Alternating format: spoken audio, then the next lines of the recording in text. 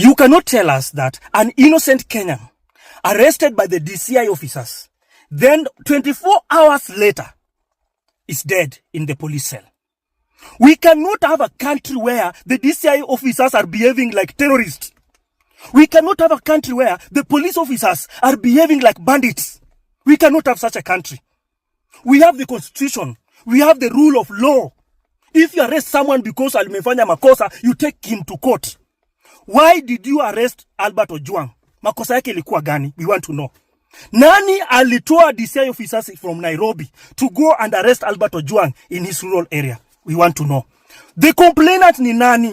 Na makosa ya Albert ni gani? We want to know. We cannot have such a country. We cannot have such a country where I live in fear because of the DCI officers. We cannot have a country where the people who are supposed to protect me are the same people who are arresting me and killing me in the police cell. We cannot have such a country. We have to decide, and I told you as Kenyans, we have to decide the kind of country we want to live in. We cannot have these police officers and DCI officers behaving like bandits. DCI officers are the ones deciding who lives and who dies. Since when? Which part of the constitution giving the DCI officers the mandate that they are the one to decide who is going to live and who is going to die? I want to know. I want to know. This is very serious. We cannot live in fear in our own country. We cannot have the clueless DCI officers, people who have not gone through training, enough training, coming out, arresting innocent Kenyans, then killing them in the police cell. We cannot have such police officers. We cannot have such officers in this country. We cannot have such officers. The time has come, we call these people out. We want to know the names of the DCI officers who went to arrest Albert Ojwang in his rural area. We want to know. You cannot tell us that Albert Ojwang alikuwa anajipiga ukuta. Alikuwa anajipiga ukuta. Kwenda alikuwa mwenda wazimu. Mlipoenda mkwenda kumshika, alikuwa mwenda wazimu. Aanze kujigonga kwa ukuta. Even mwenda wazimu yenye tunajua, mwenda wazimu kabisa amefika 90%. Hawezi ingia kwa polisi aanze kujipiga kwa ukuta. There is something that the government of William Samoei Ruto must tell Kenyans. How can innocent Kenyan die in a police cell? How? The people who are supposed to protect Kenyans are the same people who are arresting them, not telling Kenyans makosa yake ni gani, then killing him in the police cell. We cannot have such a country.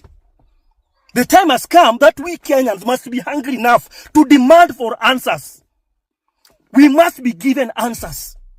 We cannot have a country where DCI officers ndio wana decide huyu ataishi, huyu atakufa kesho, huyu tutamshika lini, huyu atafanya. We cannot have such a country. We have the rule of law. We have the rule of law in this country. And personally, as Mr. I cannot live in fear in my own country. Because of a DCI officer.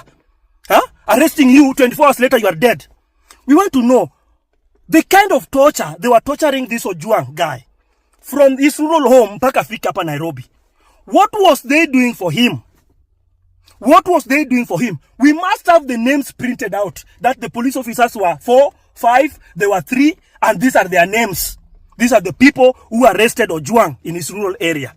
In the police cell, these are the people who are torturing him. We want to know.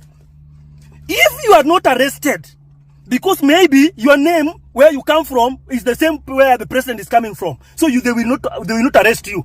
They will protect you. But I want to tell you this. Your days are numbered. Your days are numbered. From those who killed Gen Z, from those who killed people and dumped them in quarry, dumped them in our rivers, from those who killed innocent people in last year protest, innocent young Kenyans, your days are numbered. You can be protected by the government of William Ruto now. But come 2027, after we are done with William Ruto, we will come for you. You will rot in jail, you piece of shit. You have been given the mandate to protect innocent Kenyans, to protect Kenyans na their properties. But wewe now you take advantage. Because wewe umemwambia unaitwa polisi, wewe unasemwambia watu you are a DCI officer.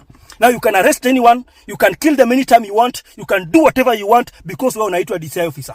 We cannot have such a country. We have the rule of law.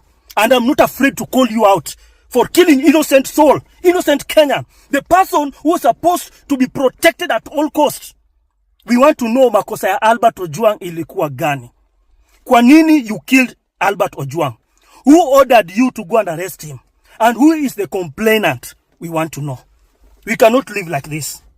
We cannot live in a country where the police have the mandate to decide nani anaishi na nani anakufa. Hawezi kuwa na inchi la kama hiyo. We cannot have such a country. We cannot have such a country. I will call you out if there is no one who will call you out because they are afraid. Let me tell you. Human beings only lives once. Hata we mwenyewe mwenye umeua Ojwang, Albert Ojwang, you will one day die. And you will die a very painful death. But before you die, you must rot in jail. You must rot in jail. We want the names so that your process ikiendelea. I don't want to see this IPOA shit thing. I don't want. IPOA wao wanaendianga wale watu ambao wa protectiwi na serikali. Once they are being protected by the government, IPOA hawezi waendea. So we most likely we will not get justice for Albert Ojwang. Most likely we will not get justice for Albert Ojwang. But wait, we are recording what is happening in this country. Once we are done with William Ruto, we will go one by one, case after case, for those police officers and DCI officers and NIS officers and KDF officers who were out in June last year, 2024, and killed innocent Kenyans. And these ones now who have killed Albert Ojwang, we will come for you. We cannot live in such a country where you think you are above the law. You are not above the law because you are a police officer. You are not above the law because you are a DCI officer.